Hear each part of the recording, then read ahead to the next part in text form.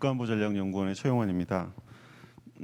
제가 오늘 말씀드릴 주제는 신한반도 경제공동체 그리고 남북협력 방안입니다. 꼭 경제공동체라기보다는 남북 경협과 관련된 여러 가지 쟁점들 그리고 향후의 어떤 개선 방안들 등등을 조금 말씀드리려고 합니다. 물론 이제 그 경제협력이라는 게 굉장히 좀 포괄적인 분야이기 때문에 어떻게 말씀드릴지 좀 고민스럽긴 한데 제가 준비한 순서대로 말씀드리면 왜 경제협력이 중요한지 조금 문제 제기 차원에서 좀 말씀드리고요. 그리고 기존 남북 경협이 어떤 문제를 가지고 있었는지 그리고 지금 어떤 상황인지 그래서 앞으로 어떻게 할 건지 순서로 말씀드리도록 하겠습니다. 한반도 국제 질서의 특징에 대해서는 이 앞 세션 그 앞 세션에서 계속 말씀이 있으셨기 때문에 특별히 강조해서 말씀드리진 않겠습니다. 한반도 국제 질서는 그 남북 간의 갈등이 있지만 또 하나는 그 한미일 대 북중러라는 그 신냉전적인 국제적인 갈등 구조 그리고 국내적으로는 남남 갈등 구조라는 다층의 갈등 구조가 존재하고 문제는 이 갈등 구조들이 서로 영향을 미치기 때문에 문제 해결이 굉장히 어렵다라는 것이고요. 이 문제 해결과 관련돼서 우리가 경제 협력을 이야기를 하는데 경제 협력의 특징에 조금 주목할 필요가 있다라고 생각합니다. 일단 경제 협력은 다른 분야에서의 협력과 달리 넌제로섬 게임이 가능한 분야라고 생각을 합니다. 그래서 참여자 모두에게 이익이 되는 협력이 가능한 분야가 경제협력이고요. 그리고 경제협력의 특징상 그 단기간의 어떤 커다란 변화라기보다는 굉장히 중장기적이고 단계적이고 점진적인 변화를 초래하는 게 경제협력의 특징이라고 할 수 있습니다. 그리고 또 하나는 경제협력의 지속적인 성과 창출을 위해서는 시스템 변화가 있어야 되는 것이거든요. 그래서 경제협력이 어느 정도 초기에는 경제협력을 추진함에 있어서 커다란 부담이 없지만 어느 정도 진전되고 난 다음에는 경제협력을 역전시키기는 굉장히 어려운 게 경제협력 분야라고 할 수 있습니다. 그래서 경제협력은 사실은 그 남북관계와 관련돼서 굉장히 중요한 영역을 차지하고 있지만 현재 상황을 보면 북한 핵 문제로 인한 대북 제재 그리고 남북 간의 어떤 관계의 변화 이런 것들에 대한 고려가 있지 않으면 경제협력이 실질적으로 진전되기 어려운 게 지금의 한계라고 할 수 있습니다. 기존 남북 경협이 어떤 한계를 가지고 있는가에 대해서 여러 가지 차원에서 말씀드릴 수 있지만 제도, 거버넌스 그리고 운영 차원에서 간단하게 몇 가지 말씀드리려고 합니다. 일단 첫 번째는 이제 경제협력은 사실 안정성이 굉장히 중요한데 남북 간 경제협력을 보면 과거에 그 남북 사이의 투자 보장에 관한 합의서 등등이 체결이 돼 있었지만 금강산 관광지구내 정부 소유 부동산을 북이 몰수했을 때 그리고 작년 6월 달에 개성 남북 공당 연락사무소를 폭파했을 때 사실상 우리가 취할 수 있는 어떤 특별한 뾰족한 조치가 없었던 것이 문제였었고 이거는 남북관계 특성상 한동안 해결되기 어려운 부분이 분명히 존재하는 게 사실입니다. 또 하나는 그럼에도 불구하고 이제 남한 법제상에 보면 어떤 경협 관련된 보험제도 이런 것들이 있었지만 실제 그 개성공단이 중단됐을 때 혹은 그 금강산 사업이 중단됐을 때 우리 자체 내부에서 그 북에 투자했던 기업들의 어떤 투자에 대한 보상을 해줄 수 있는 제도들이 얼마나 발전돼 있는가에 대해서도 고민이 필요한 부분이 아닐까 생각합니다. 보다 근본적으로는 이제 북한 법제의 문제들도 있는데 북한이 경제 특구와 관련된 여러 가지 법들을 만들어서 가지고 있긴 하지만 국제사회 일반적인 기준에서 볼 때는 여전히 미흡한 부분들이 있고 향후에 경협이 재개된다고 하면 이 부분을 어떻게 할 것인가라는 게 굉장히 중요한 부분이라고 할 수 있을 것 같습니다. 두 번째는 남북경협 추진 체계 혹은 거버넌스와 관련된 분야입니다.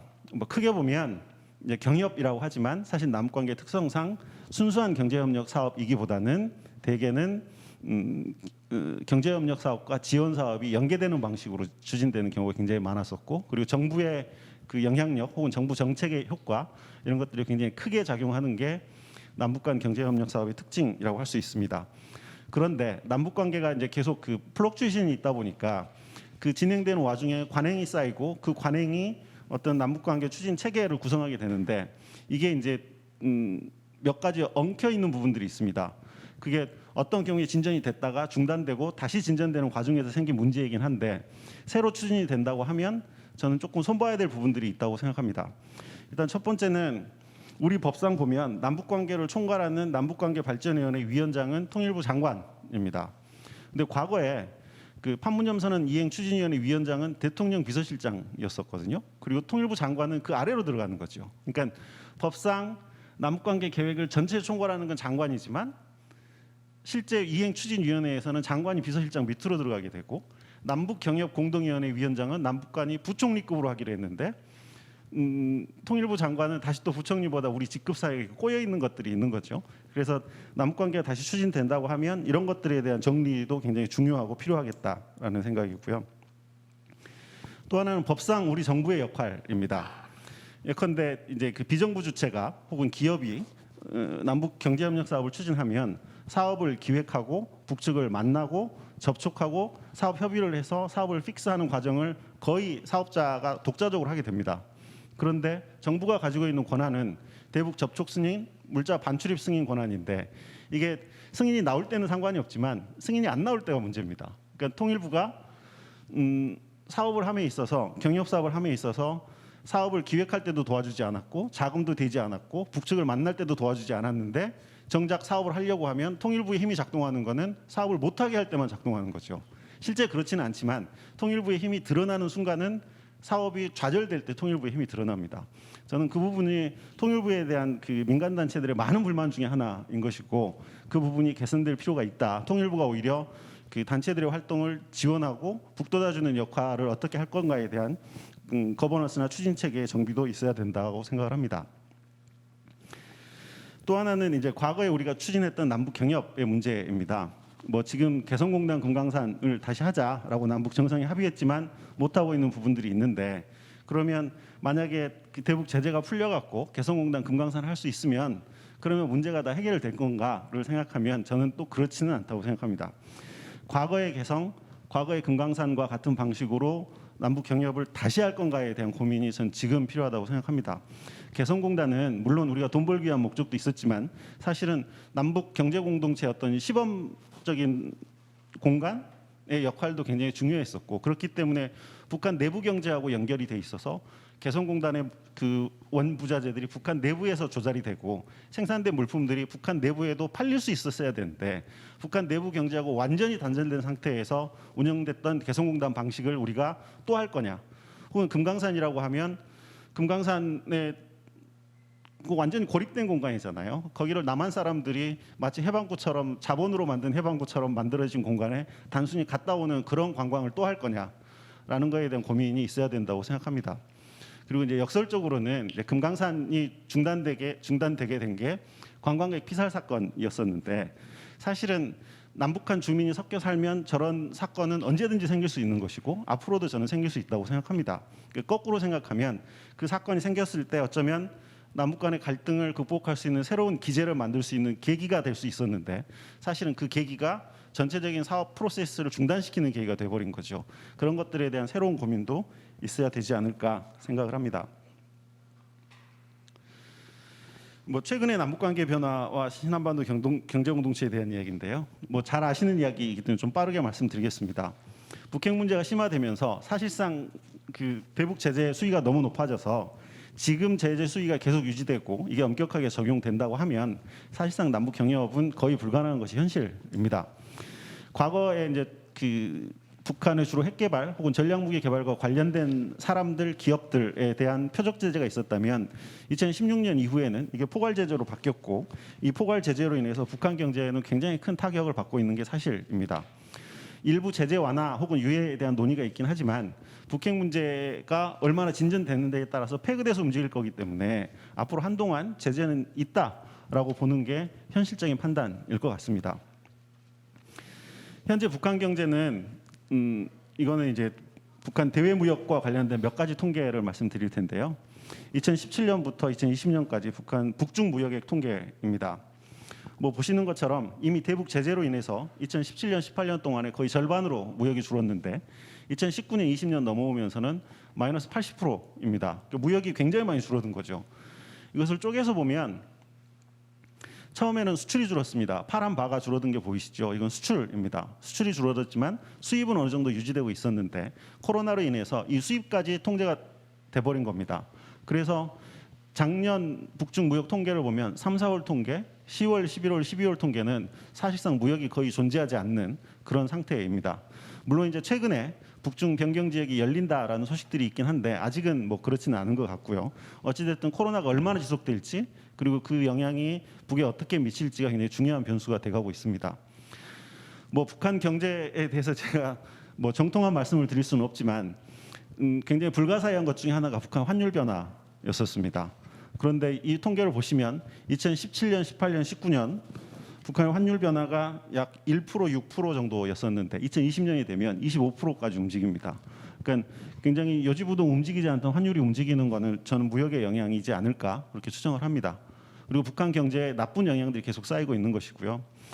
올 1월 달에 있었던 최고인민회의 14기 4차 회의에서 북한의 예산 수입 지출 계획 증가율을 보면 북한이 이제 새로 그 경제 발전 5개년 계획이라는 걸 내놓고 이제 올해 그 예산을 세웠는데 예산의 증가율을 보시면 김정은 집권 이후의 최저치입니다. 2012년 이후에 최저치 증가한 거죠. 약 1% 내외를 증가했는데 이것도 쪼개서 보시면 수입 계획 증가율 중에 가장 비중이 큰 거래 수입금이나 국가기업 이익금 같은 경우에 0.8%, 1.1%지 않습니까? 거의 새로운 세원을 북이 못 찾고 있는 거죠. 세원을 못 찾고 있다 보니까 투자도 공업의 선행 부분이라든가 농업이라든가 이 부분은 말로는 어마어마하게 강조하고 있지만 실제 지출 계획은 0.6%, 0.9% 증가했으니까 거의 제자리 걸음을 하고 있는 거죠. 이거는 북한 경제가 새로운 세원을 발굴하지 못하고 새로운 세원을 발굴하지 못하니까 새로운 투자도 못하고 있는 상태라고 할 수 있을 것 같습니다. 실제로 그 2월 초에 있었던 8기 2차 전원회의에서 이제 5개년 계획의 첫해 과업과 관련돼서 김정은이 굉장히 강한 불만을 표시했었고 그리고 이제 인민경제 부분 과제들을 여러 가지 제시했는데 기존의 그 계획들과 보면 굉장히 좀 목표를 좀 낮추어 잡은 측면도 있고 한 것을 보면 북한도 뭔가 그 내부적으로 성과가 굉장히 중요하다라고 생각하고 있는 것 같습니다. 그 이후에 뭐 당 세포 비서대회 혹은 시군당 책임 비서대회 등등을 하는 걸로 봐서는 반사회주의, 비사회주의에 관련된 내부 단속도 굉장히 강하게 하고 있는 것으로 보이고요. 그리고 계획 경제적 요소를 강화하고 북중 관계 강화를 통해서 코로나19 극복을 시도하고 있는 것도 굉장히 분명한 추세로 보입니다. 그러다 보니까 이제 미국 쪽에서는 지금 북한이 이른바 삼중고로 인해서 북한 경제 매우 어렵다. 그래서 조일 때 확 조여야 된다. 그래서 더 강한 대북 제재를 하자라는 입장을 가지고 있는 사람들도 있습니다. 그렇지만 금방 쭉 보신 것처럼 대북 제재로 인해서 코로나로 인해서 북한 경제에 충격이 발생한 건 분명합니다. 그렇지만 북한의 어떤 제재 내구성은 경제 위기 자체가 아니라 경제 위기가 정치적인 위기로 전환되는 국면에서 북한이 굉장히 강한 모습을 보여주고 있는 게 문제다라고 생각을 합니다. 그래서 북한의 경제적 위기가 정치적 위기로 전환되기까지는 앞으로도 많은 시간이 필요하고 그 많은 시간 동안 만약에 제재 일변도로 간다고 하면 북은 전략무기 개발의 속도를 더 많이 높일 것이고 그래서 나중에 자기들이 받아야 될 몸값을 높이려고 할 가능성이 높습니다. 그래서 이러한 것들을 고려하면 결국에는 그 제재는 한동안 유지될 것이고 제재가 유지된 상황에서 다시 경제 협력을 해야 된다면 우리는 그 남북 협력의 이슈를 좀 다변화하고 협력 주체를 다양화할 필요가 있겠다. 왜냐하면 그 중앙 정부는 아무래도 정치 군사적 변수로부터 민감하기 때문에 좀 중앙 정부의 그 융통성은 굉장히 좀 떨어지는 측면이 있다고 생각을 합니다. 그래서 상대적으로 그 정치 군사적 변수로부터 자유로운 비정부 주체의 영향력을 활용하는 게 좋겠다. 그리고 그 협력의 전체적인 안정성을 위해서는 남북 협력과 국제 협력을 연계해 가는 게 좋겠다라고 생각을 합니다. 향후에 경제 공동체 구상이 실현이 된다고 하면 어디가 한반도의 핵심 지역이 될 것이냐? 저는 그건 굉장히 명확하다고 생각합니다.